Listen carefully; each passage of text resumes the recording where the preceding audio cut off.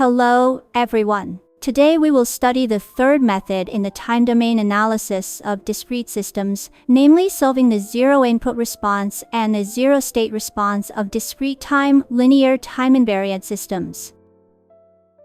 As with continuous time linear time invariant systems, for discrete time linear time invariant systems, the complete response equals the zero input response plus the zero state response. The output produced solely by the system's initial state is called the zero input response, denoted y sub x of k, and the output produced solely by the input excitation is called the zero state response, denoted y sub f of k. The zero input response is obtained by solving the homogeneous difference equation. The zero state response can be obtained using the convolution sum. Next, we will proceed through the following topics. First, let us solve the zero input response. The zero input response is the output response when the input signal is zero and the system's initial state acts alone. Its mathematical model is given by the following expression.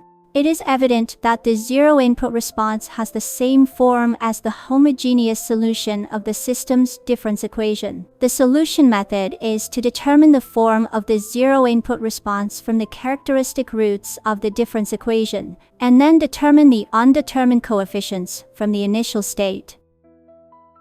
Next, we will solve the zero input response through an example. The problem gives the system's difference equation. Specifying the system's difference equation means the system itself is specified. Given the system's initial state, find the system's zero input response.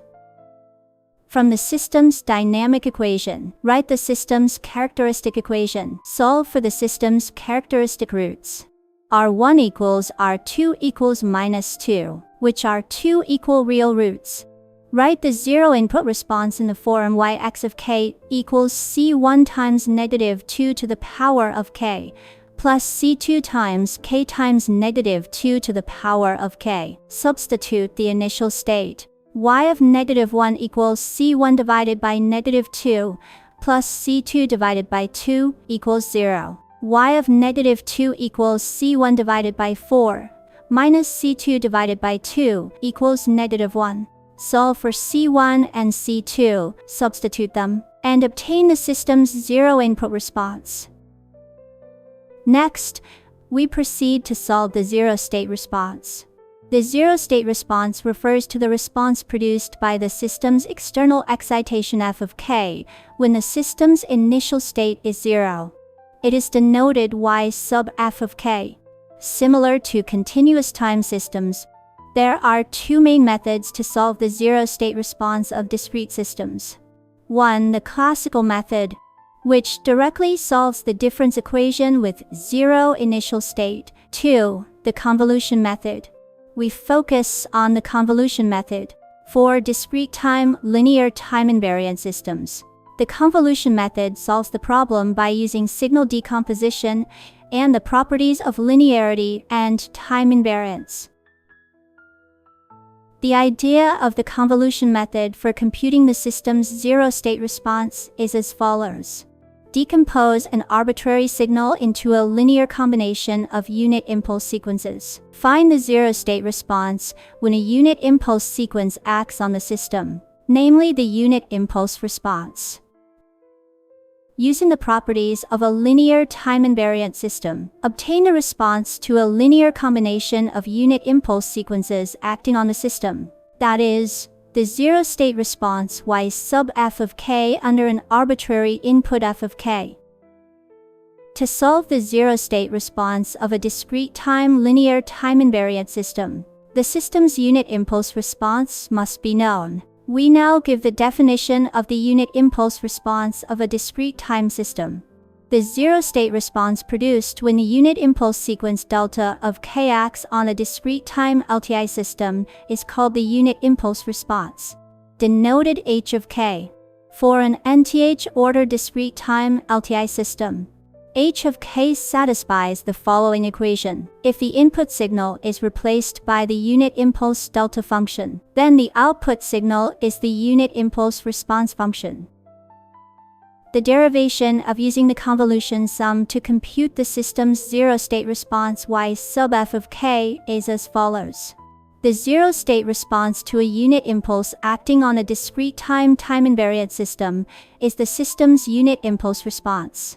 For a linear time-invariant system, by time invariance, when the excitation becomes delta of k minus n, the response is h of k minus n. By the homogeneity property, we obtain this expression. Note here that the system is a function of k, and f of n is treated as a constant. By the superposition property, we obtain the following expression. From prior knowledge, the shifted, weighted sum of unit impulse sequences is precisely an arbitrary sequence f of k. Therefore, the zero-state response of a discrete time LTI system equals the convolution sum of the input excitation f of k with the system's unit impulse response. That is, y sub f of k equals the convolution sum of f of k and h of k.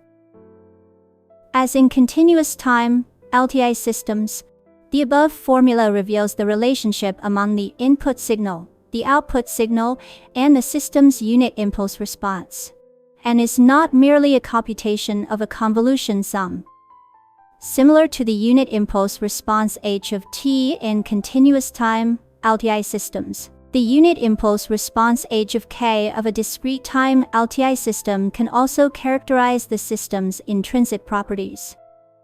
Next, we will solve the system's zero-state response through an example. The problem provides analytical expressions for the input signal f of k and the system's unit impulse response h of k. Then the system's zero-state response y sub f of k equals the convolution sum of f of k and h of k. Directly substitute using the convolution sum formula.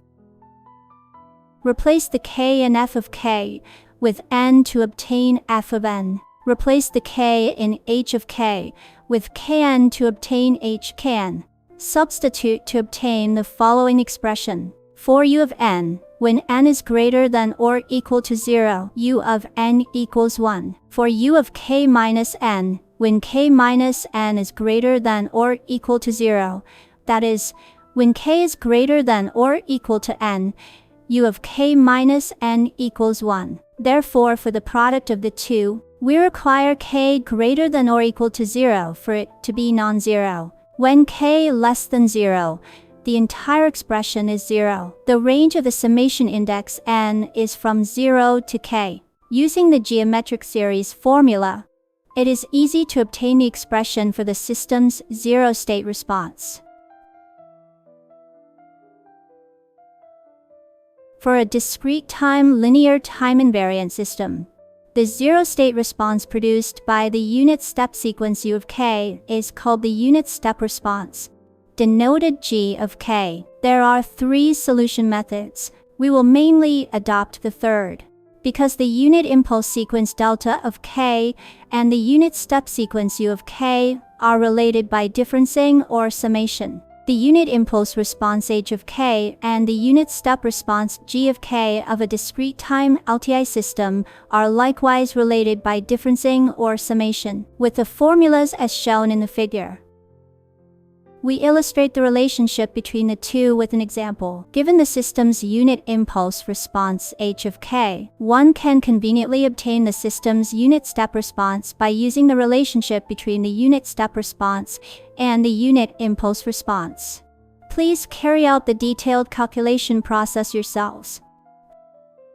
Finally, let us summarize the content of this lesson.